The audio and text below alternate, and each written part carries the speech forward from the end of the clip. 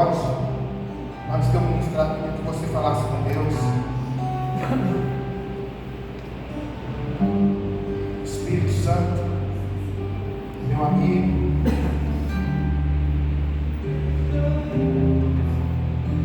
nós estamos aqui, Senhor, para ouvir a Tua palavra,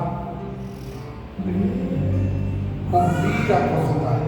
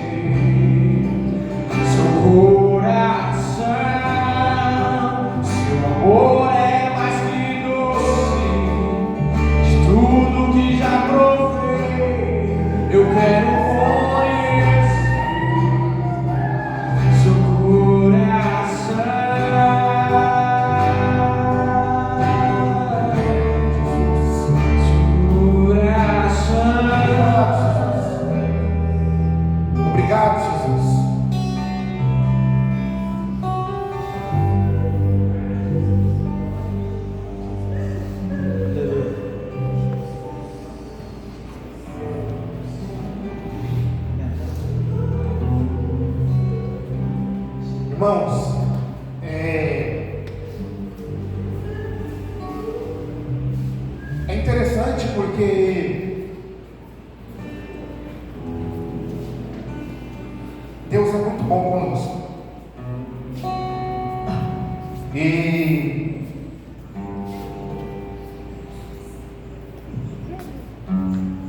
aleluia. E é muito bom. Deus é interessante quando vivemos uma vida em Espírito, uma vida em Deus, e cumprimos a vontade do Senhor e deixamos Ele conduzir a nossa vida. E no culto como esse, num dia de quinta-feira, quando viemos à igreja, às vezes é um dia de semana, então é menos gente. Mas eu acredito que se nós estamos aqui nessa noite é porque Deus Ele nos trouxe aqui e Ele quer falar conosco, que é exatamente você que precisava estar aqui. E às vezes nós temos a mania de dizer assim: você não foi no culto, aquela palavra era para você. Não, querido. Se você veio, o culto é para você, a palavra é para você. E agora à tarde eu estava dormindo, quando eu acordei eu tinha estudado na Bíblia que eu queria ministrar sobre algo, e chegou aqui e aí eu tive que mudar. E como foi falado aqui no início, desde o início do Espírito Santo, da vida do Espírito, de que Deus cuida de nós, de que Ele é o nosso Pai. E é exatamente isso que Ele tem feito por nós. Todos os dias Ele tem cuidado de nós, tem nos ajudado, nos sustentado. E eu vou te dizer uma coisa: se não fosse o Espírito Santo na nossa vida, a gente estava enrolado. a gente não conseguiria se manter de pé. Porque às vezes são tantos problemas, são tantas coisas, tantas indecisões, medo, e às vezes a gente, esse espírito de medo, esse espírito de falta de paternidade, de falta de esse medo do futuro, ele tem nos atrapalhado. E como foi falado que Deus, Ele é um Pai, e Ele cuida de nós. Tantas e tantas coisas que nós já passamos e que nós vivemos, tantas e tantas coisas que aconteceram na sua vida e na minha vida, e que se não fosse por Deus, você não estaria aqui nessa noite. E pode ter certeza que as coisas que aconteceram na tua vida, até as coisas ruins, aconteceram para o bem, para o seu bem, porque tudo isso contribuiu para você chegar aonde você chegou aqui. E quando nós não entendemos essa paternidade de Deus, esse amor de Deus, esse carinho de Deus, esse amor de Deus como Pai, a palavra de Deus, a gente tem a palavra de Deus como um açoite. Porque às vezes quando Deus nos corrige, a gente, quando não tem esse entendimento de filho, a gente tem essa palavra como um açoite. Só que quando Deus nos corrige, quando Deus nos alinha, Ele está nos alinhando porque Ele é um Deus de amor, Ele é uma correção em amor. E amor é isso, é uma marca que o Pai deixa no filho. A correção que nós temos, que nós sofremos durante toda a nossa vida cristã, é o amor de Deus agindo em nossa vida. Quando Deus tira Adão e Eva do jardim do Éden, Ele não tira Adão e Eva do jardim do Éden por maldade. Ele tira Adão e Eva do jardim para protegê-los, para futuramente resgatá-los. E foi isso que Deus fez. E quando a gente não tem esse entendimento, a gente tem uma marca de filho, e que nós podemos dizer como filhos órfãos. Só que nós não podemos ter esse pensamento de filhos órfãos, porque o nosso Pai é um Pai de amor. E como Ele nos ama, como Deus nos ama, querido, quanto Deus tem feito por nós, o quanto Ele tem feito em nossas vidas. Eu queria que você abrisse a sua Bíblia em João, capítulo 14.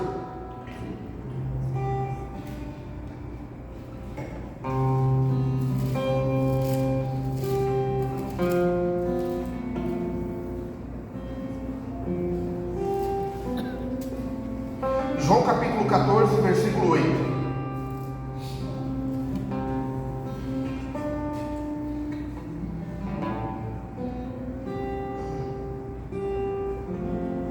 Do 8 ao 10, vamos ler. Disse-lhe Filipe: Senhor, mostra-nos o Pai, o que nos basta. Disse-lhe Jesus: Estou há tanto tempo convosco e não me tendes conhecido, Filipe? Quem me vê, vê a mim e vê o Pai. E como dizes tu, mostra-nos o Pai? Não crês tu que eu estou no Pai e que o Pai está em mim? As palavras que eu vos digo, não as digo de mim mesmo, mas o Pai que está em mim é quem faz as obras. Amém. Irmãos, por 3 anos e meio os discípulos andaram com Jesus. E um dia os discípulos estão ali sentados, reunidos com Jesus. E aí Filipe chega em Jesus e diz para Jesus assim: Jesus, mostra-nos o Pai. E esses discípulos aqui, que eram filhos de Jesus, caminhavam com Jesus, tinham visto os milagres de Jesus, viu Jesus operar maravilhas, curar cegos, surdos, mudos, ressuscitar mortos. Esses homens aqui, eles chegam para Jesus e dizem assim: Jesus, mostra-nos o Pai. Agora imagine você andando com Jesus 3 anos e meio, e de repente numa reunião senta com Jesus e pergunta para Jesus: Jesus, mostra-nos o Pai. E aí Jesus diz assim para Filipe: Filipe, eu estou há tanto tempo com vocês, e como é que vocês pedem para que eu mostre o Pai? Filipe, vocês têm que entender que eu sou o Pai. As palavras do Pai estão em mim. O que eu digo não é de mim mesmo, é do Pai. E quem vê a mim, vê o Pai. E quando nós temos esse sentimento, esse entendimento de paternidade, e quando nós temos Jesus, o Espírito Santo dentro do nosso coração, nós oramos para Jesus, falamos com Jesus, nós estamos falando diretamente com o Pai. E Jesus começa a questionar Felipe e falar assim: Felipe, tanto tempo, cara, e você ainda me pergunta, mostra-nos o Pai. Os discípulos caminhavam com Jesus, mas eles ainda não carregavam os digitais de Jesus. Eles ainda não tinham entendimento de quem Jesus era. Era como se eles fossem órfãos ainda. Eles estavam esperando algo vir além de Jesus. Eles ainda não se viam em Jesus. Eles se viam como órfãos, eles não se viam como filho. Por não conseguir entender essa paternidade de João capítulo 14, Jesus precisou sentar com eles e explicar sobre paternidade. Irmãos, quando Jesus falou para os discípulos assim: Filipe, vocês que estão comigo, vocês que caminham comigo, eu não vos deixarei órfãos. Quando eu for, eu vou enviar o Espírito Consolador, e Ele estará convosco até a consumação do século. Jesus estava dando uma promessa para os discípulos ali, e a promessa que Jesus fez para os discípulos naquele dia: eu não vos deixarei órfãos, foi uma promessa que Ele não fez somente para os discípulos. Ele fez aquela promessa para os discípulos, mas alcançando todos nós que estamos aqui nessa noite.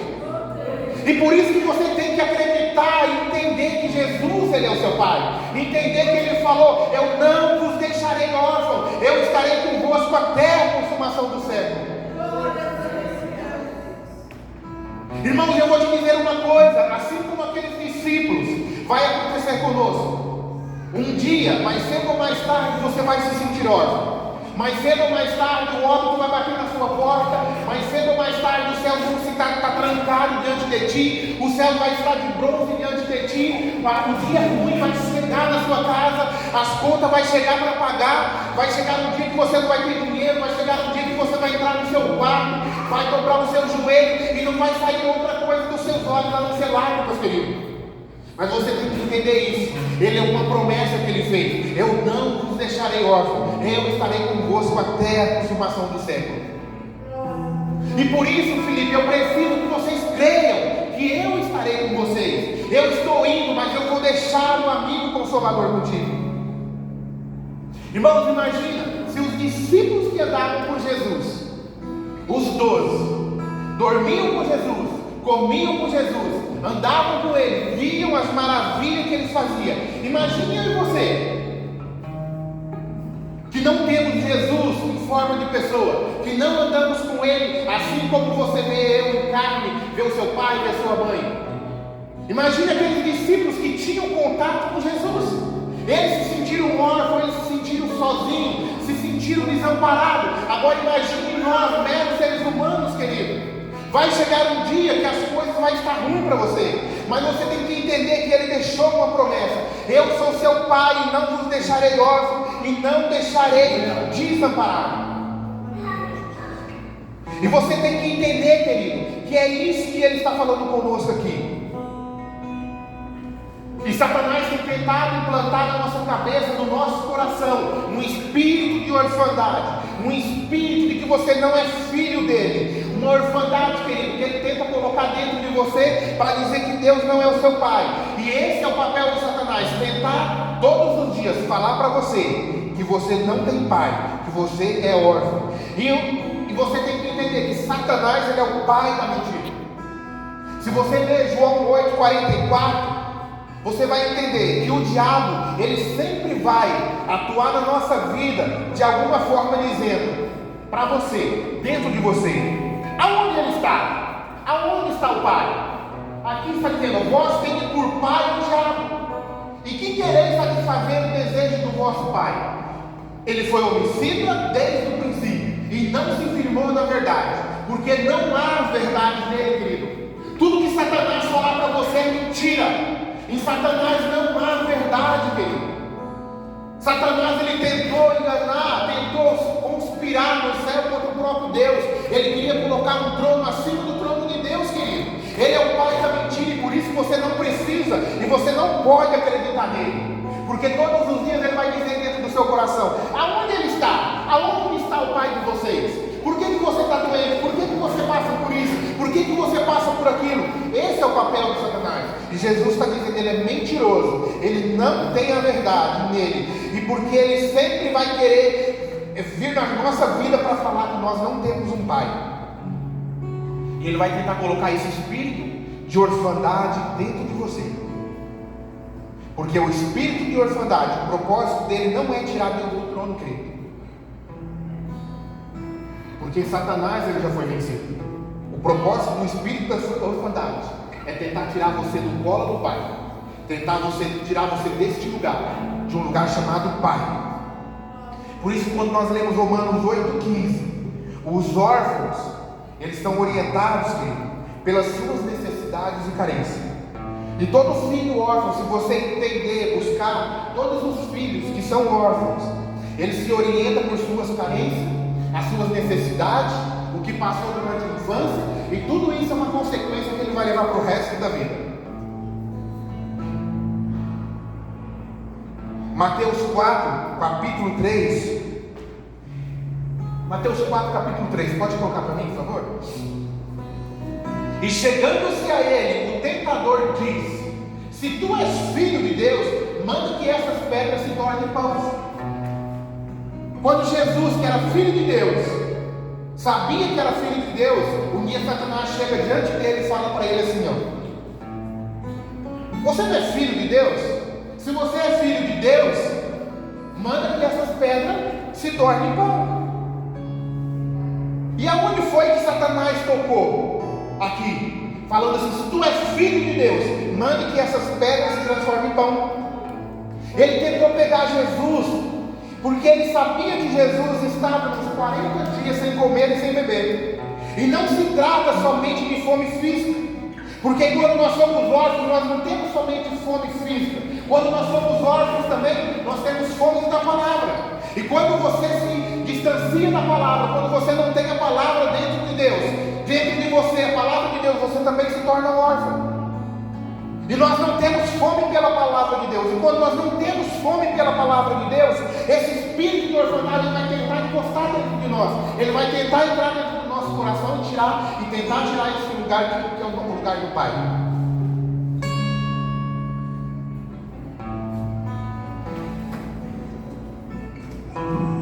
E quando nós temos esse pensamento, que só pelo fato de nós sermos filhos, nós não dependemos mais do Pai, usamos essa autoridade, nesse momento é que nós nos distanciamos de Deus. Mas lembre-se, querido, que você tem um Pai, assim como Jesus disse para os discípulos naquela noite, naquele dia. Mateus 4, capítulo 4, se o Pai me colocou aqui, ele disse assim, ó, ele porém respondendo disse, está escrito, que nem só de pão viverá o homem, mas de toda a palavra que sai da boca de Deus. Jesus, ele não falou para Satanás, eu sou um filho, eu tenho poder para isso. Mas você tem que entender, querido, se o Pai te colocou aqui para viver isso, para passar por isso, é porque você tem que passar. E porque Ele é o seu Pai, Ele vai estar contigo todos os dias. E você tem que entender que o pai da mentira, ele também conhece a Bíblia. Quando ele usa o que está, ele vai usar o que está escrito. Ele usa a palavra para confrontar Jesus naquele dia, ali naquele lugar alto. E o diabo querendo roubar a identidade de Jesus. É assim que ele faz conosco todos os dias. Você acabou de falar, Jesus, que está escrito que o teu Pai dará ordem a ti para te salvar. Vou te falar uma coisa, Satanás ele não atua fora do princípio da palavra dele.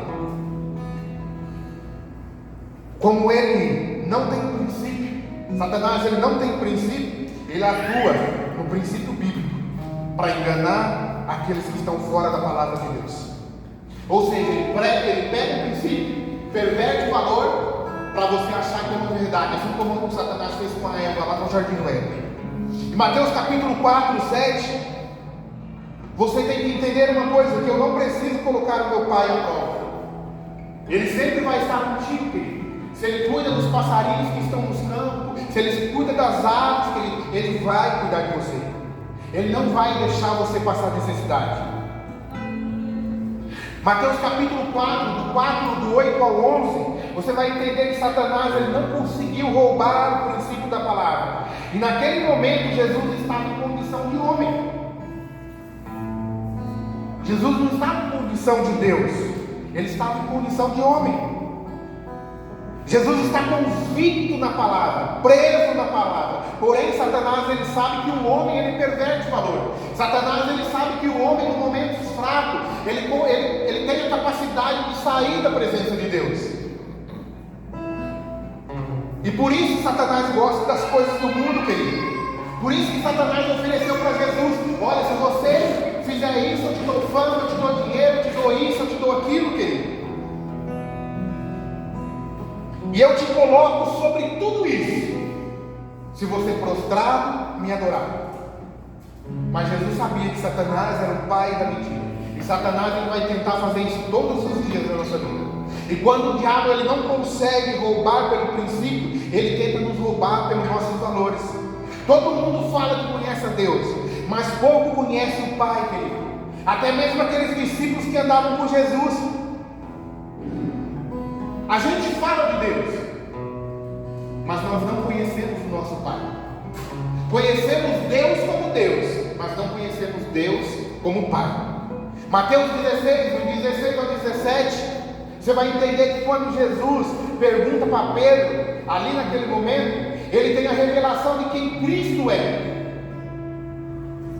Naquele momento, Jesus pergunta, fala um monte de coisa. O povo está falando que eu sou isso, que eu sou aquilo. Mas e vocês? O que vocês acham? O que vocês dizem que eu sou? Pedro pula na frente e Pedro diz assim: tu és filho do Deus vivo. Naquele momento, Pedro, ele tem uma revelação de Cristo. De que Cristo tem um Pai. Naquele momento, quando ele fala assim: tu és Cristo, filho do Deus vivo. Naquele momento, Pedro recebe uma revelação de quem Cristo era filho, mas ele não tem uma revelação de quem é o Pai. E muitas vezes nós somos como Pedro. A gente tem uma revelação de quem Deus é, mas nós não temos uma revelação de quem Deus, de como Deus atua como nosso Pai. E quem é Cristo? Quando a gente declara essa verdade sobre a vida de alguém, a gente fala que Cristo vai te usar, que Cristo vai te abençoar, e quando chega a nossa vez, fica muito difícil, querido, entender essa verdade na nossa vida. E você tem que entender que Deus, ele é o seu Pai. Aleluia, Jesus. Pedro não reconheceu Jesus como Pai naquele dia, ele reconheceu Jesus como Deus. Ele não teve aquela revelação ainda porque ele ainda tinha o espírito de orfandade. Jesus andava com eles, querido. Jesus falava com eles, mas os discípulos ainda não tinham a revelação de quem Cristo era. Tanto é que todos os discípulos, eles vão se converter realmente depois que Jesus morre. É depois que Jesus morre que Pedro ganha mais de 3.000 almas para Jesus, querido. É depois que Jesus morre que Pedro se arrepende, com medo do futuro, volta a ser pescador. É depois que Jesus morre que Judas se tranca dentro de uma casa e tem medo do que os romanos vão fazer com ele. É depois que Jesus morre que os 11 discípulos estão trancados dentro de uma casa com medo de serem presos, porque eles não tinham mais anseio pelo futuro. Eles não entendiam que Cristo era o Pai. E quando ele tem essa revelação que Cristo era o Filho, é isto que nós precisamos entender.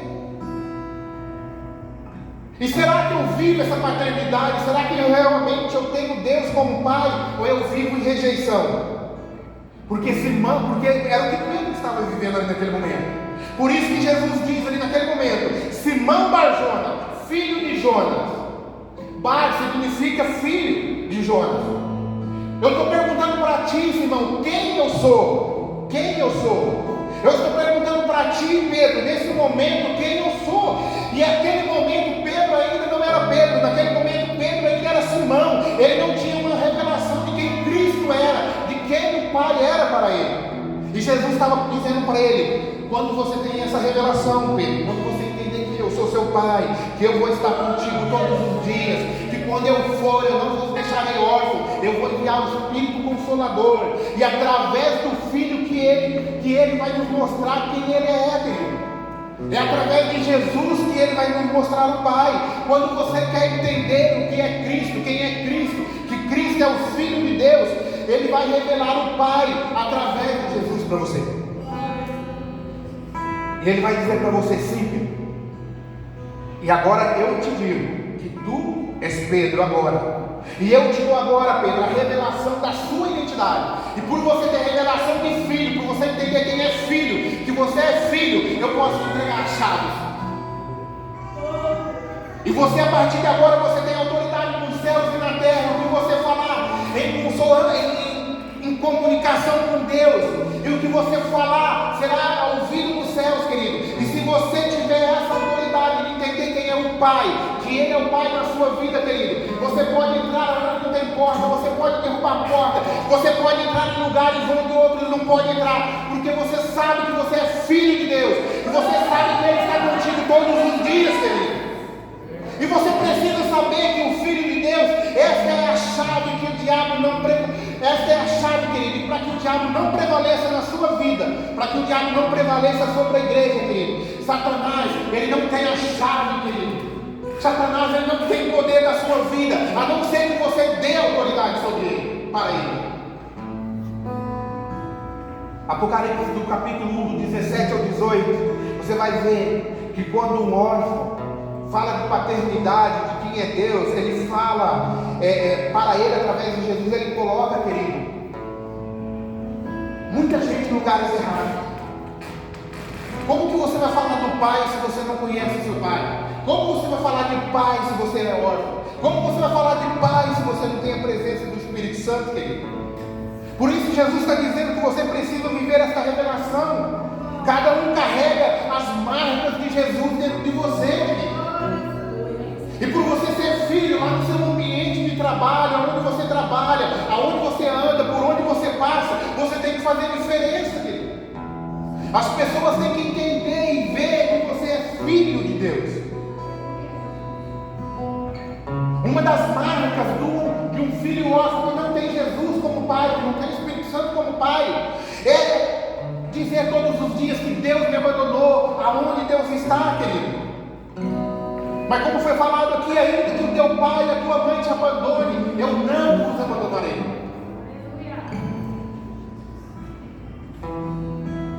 Quando você não tem esse entendimento do Espírito Santo, que Ele é seu pai, você tem uma dependência emocional. Você precisa viver alguém suprir o seu carinho, uma falta de carinho, uma falta de amor, querido, porque você não sabe, você não tem isso. E quando a pessoa é órfã, você vê isso, querido. O órfão, ele mendiga de amor, ele sente culpa, ele com facilidade vive dizendo: ninguém me ama, ninguém me quer. Se você ler Lucas capítulo 15, do versículo 18 ao 31, você vai entender sobre a vida do o filho pródigo. Você vai entender quais são as marcas da orfandade do filho, querido. Aquele filho que ficou em casa, ele tinha menos entendimento do que aquele filho que foi embora. O filho que foi embora, ele sabia que o pai era mais pai para ele do que aquele filho que tinha ficado em casa. O filho que foi embora, ele sabia o que ele tinha mais direito do que o próprio filho que estava em casa. Aquele filho que ficou em casa, ele não sabia que tudo aquilo que ele tinha era dele. Tanto é que quando o outro retorna, ele chega no pai e fala assim: pai, eu tenho te servido, eu tenho feito isso, eu tenho feito aquilo, e você nunca me deu um cabrito para me matar e celebrar com meus amigos. E o pai diz: filho, você é meu filho, tudo que tem aqui é seu, você não precisa pedir. E aquele foi embora. Lógico que ele fez muitas coisas erradas, mas ele tinha mais entendimento do que o filho que ficou em casa. Ele sabia que tudo aquilo ali era dele. Por isso que ele pediu para dividir, ele queria a parte dele. E é isso, querido. Quando a gente não tem esse entendimento de pai, quando nós não sabemos, não temos esse amor de pai, a gente não consegue deixar que Jesus seja nosso pai. A gente não consegue deixar isso. O filho mais velho, o pai, Quando ele vê de longe o filho, o pai sai correndo. Porque aquele menino, quando saiu de casa, ele sabia quem era o pai dele. E o pai, quando estava esperando aquele filho na porteira, ele também sabia o que ele tinha colocado dentro do coração do filho. E ele sabia que o filho um dia ia voltar. Irmãos, e se você é filho, você sabe o que Deus colocou aí dentro. Você sabe o que o pai colocou aí dentro de você. E pode acontecer o que acontecer. Você derrapar, você sair da igreja, você fazer coisas erradas, mas um dia você vai voltar. Porque você sabe que o pai colocou algo dentro de você. E quando vocês têm esse entendimento que você é filho, você sabe para quem e para onde você vai ter que correr no dia. Voltar para aquilo que é teu por herança e por direito.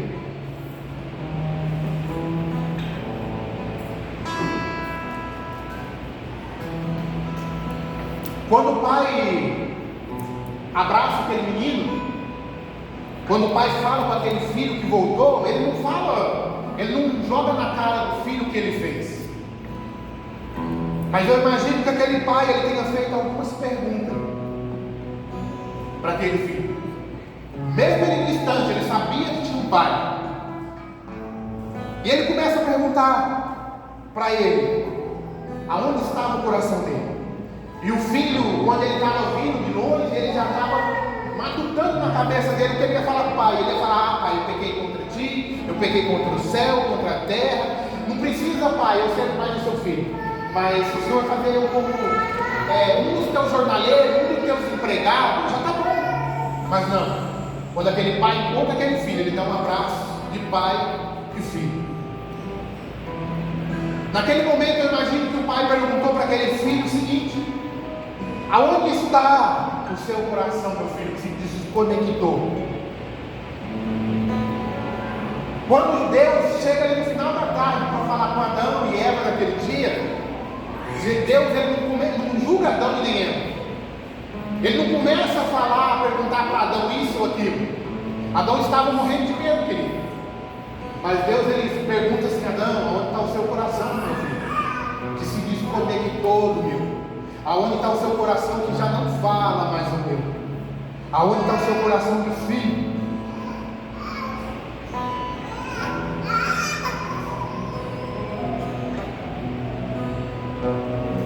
João capítulo 1, versículo 12. Jesus está dizendo assim: Ele deu o poder de você ter filhos. Então você é filho.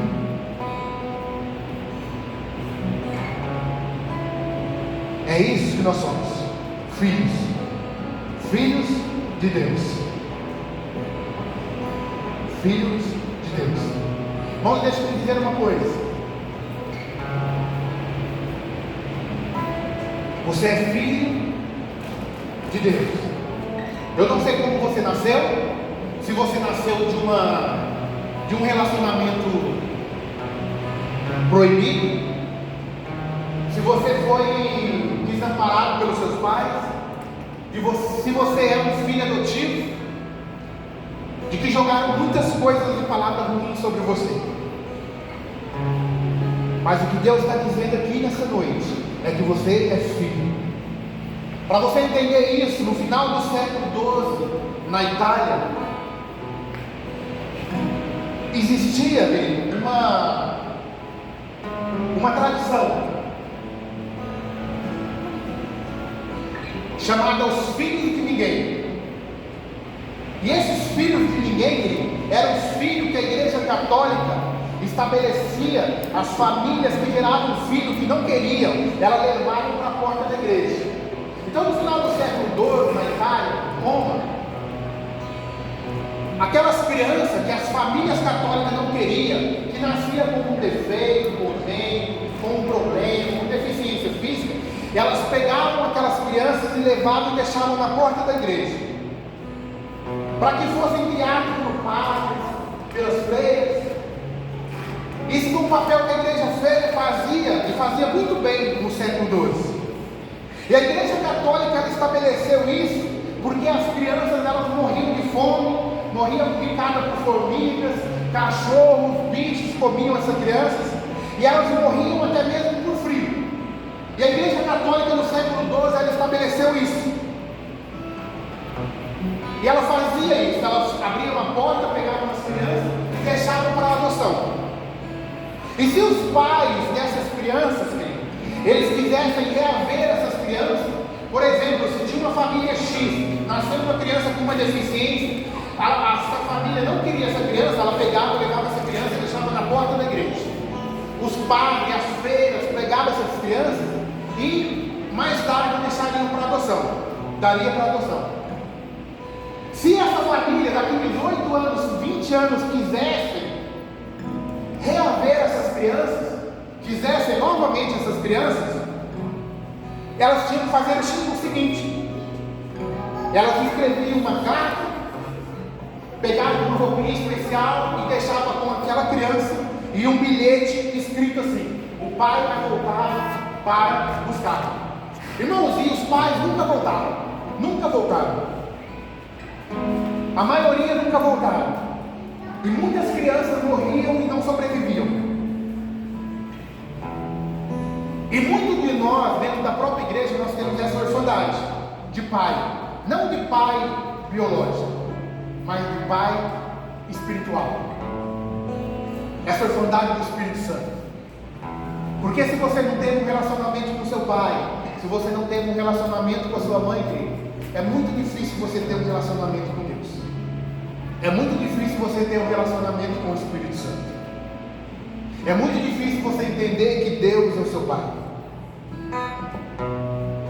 E por muito tempo essas crianças elas buscavam conhecer o seu pai ou conhecer a sua mãe. E essas crianças elas eram adotadas. E não é bom quando a gente vive num lugar assim. Porque você passa por muito transtorno, por muitas dificuldades, por muitos pensamentos.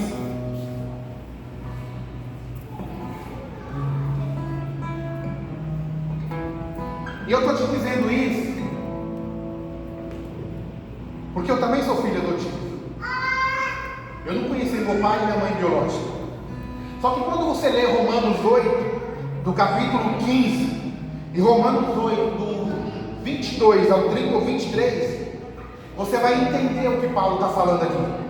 Quando Paulo está escrevendo essas cartas, quando Paulo está escrevendo isso aqui, Paulo está escrevendo para Roma.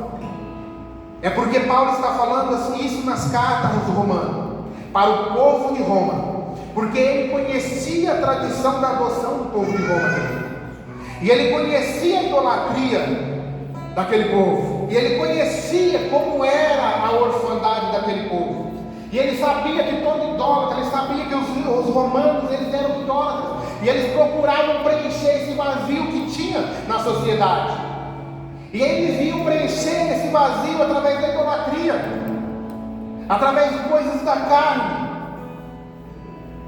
E Paulo estava dizendo assim para Roma: eu conheço a cultura da adoção de Roma, eu conheço o que vocês fazem nessa cultura. E quando um pai e uma mãe não geravam filhos, eles chamavam de filhos ilustres. Ou seja, um pai gerava um filho juntamente com a mãe, e eles chamavam de dias lúcidos. Eles pegavam aquela criança, colocavam no chão, e no nono dia, o pai tinha que chegar e olhar para aquela criança e dizer assim: eu não quero essa criança, porque essa criança é meu filho, mas essa criança ela tem uma deficiência, essa criança ele tem um problema, então eu vou entregar para adoção. Só que se o pai pensasse que esse filho vai me dar problema, eu não vou querer, aí ele pegava aquele filho e entregava para adoção. E o pai biológico daquela cultura romana, ele tinha o direito de rejeitar o filho e dizer: eu não quero o filho. Pensa numa coisa: o pai biológico, ele tinha o direito de rejeitar o filho, mas o pai que não era biológico, o pai que adotasse aquele filho, ele não podia rejeitar o filho no futuro.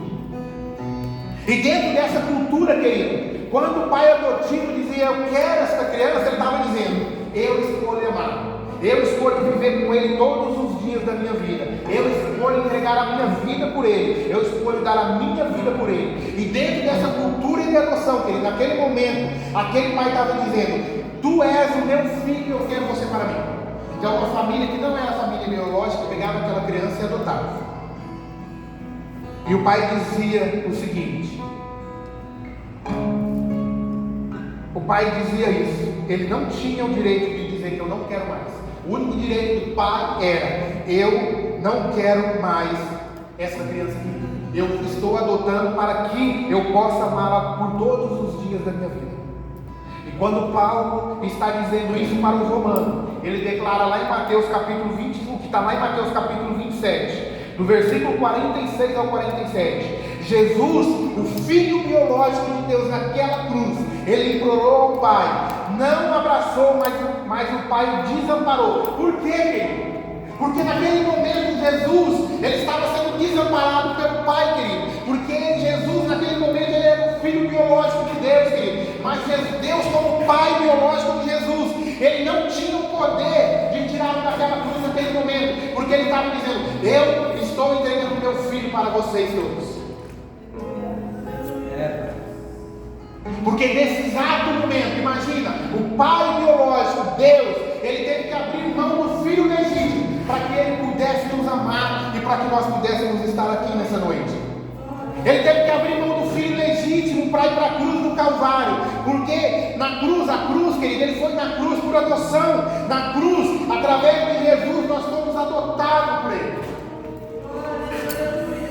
E por isso que nós somos filhos adotados. E se você é um filho adotado, querido, você tem por direito do reino de Deus. E por você ser filho, você tem direito que ele seja seu pai.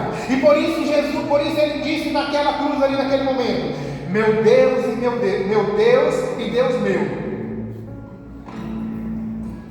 Foi o único momento que Jesus teve a expressão de órfão. Jesus estava dizendo naquele momento, eu decido morrer por eles, e eu decido adotá-los, e eu decido estar com ele todos os dias. E todos nós fomos adotados por Cristo Jesus, e por isso nós temos direito de filho, e ele te resgatou como filho. Se coloque de pé, quero orar por você. Feche seus olhos. Sinta o amor do Pai nessa noite.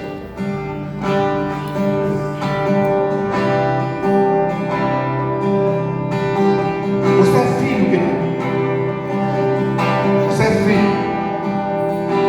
Nada e ninguém pode dizer que você não é filho. E você foi adotado por ele. Naquele dia ali na cruz do Calvário, quando Jesus morre tirando a sua vida, ele está dizendo, eu entrego a minha vida para ter um filho. Ah, Espírito Santo de Deus. Eu era órfão, hoje sou filho.